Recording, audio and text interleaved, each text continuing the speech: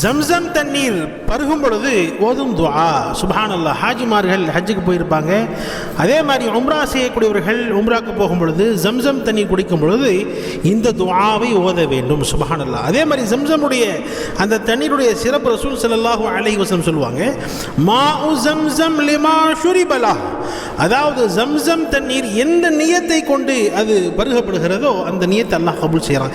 நம்ம ஒரு நியத்தை சொல்லிட்டு யா அல்லாஹ் என்னுடைய இந்த தேவையை பூர்த்தி செய்வாயாக என்பதாக சொல்லி நாம் இந்த ஜம்சம் தண்ணி குடித்தோம் என்பதாக சொன்னால் அந்த தேவையை அல்லாஹ் ஜல்ல ஷானஹு தஆலா பூர்த்தி செய்து கொடுக்கிறான். முதலாவது.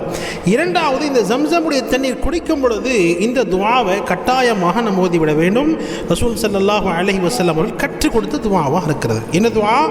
அல்லாஹும்ம இன்னி அஸ்அலுக இல்மன் நாஃபிஆ வரிஸ்கன் வாசிஆ வஷிஃபாஅம் மின் குல்லி தா. மீண்டும் ஒரு முறை சொல்கிறேன். அல்லாஹும்ம இன்னி அஸ்அலுக இல்மன் நாஃபிஆ வரிஸ்கன் வாசிஆ வஷிஃபாஅம் மின் குல்லி தா.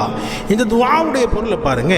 யா அல்லாஹ், எனக்கு பயனுள்ள கல்வியையும் தேவையான செல்வத்தையும் நீ ஏற்றுக்கொள்ளக்கூடிய அமல்களையும் ஒவ்வொரு நோயிலிருந்தும் சுகத்தையும் நீ தந்தருள்வாயாக என்பதாக இந்த துஆவுடைய பொருளாக இருக்கிறது. எனவே ஜம்சம் தண்ணீர் குடிக்கும் பொழுது இந்த துஆவை நம்ம கட்டாயமாக ஓதிக்கொள்ள வேண்டும்.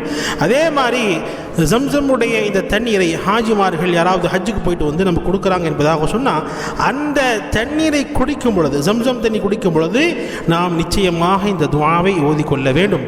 அல்லாஹும்ம இன்னி அஸ்அலுக இல்மன் நாஃபிஆ வரிஸ்கன் வாசிஆ வஷிஃபாஅம் மின் குல்லி தா.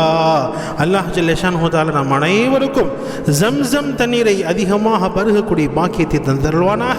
அல்லாஹ் குறிப்பாக நம் அனைவருக்கும் ஹஜ் உம்ராக்கள் செய்யக்கூடிய பாக்கியத்தை தந்தருள்வானாக.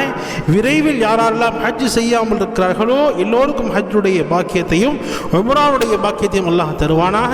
யாரெல்லாம் ஹஜ் உம்ராக்கள் செய்து விட்டார்களோ மென்மேலும் அதிகமான ஹஜ் உம்ராக்கள் செய்யக்கூடிய பாக்கியத்தையும் அல்லாஹ் நம் அனைவருக்கும் தந்து அருள்வானாக. ஆமீன்.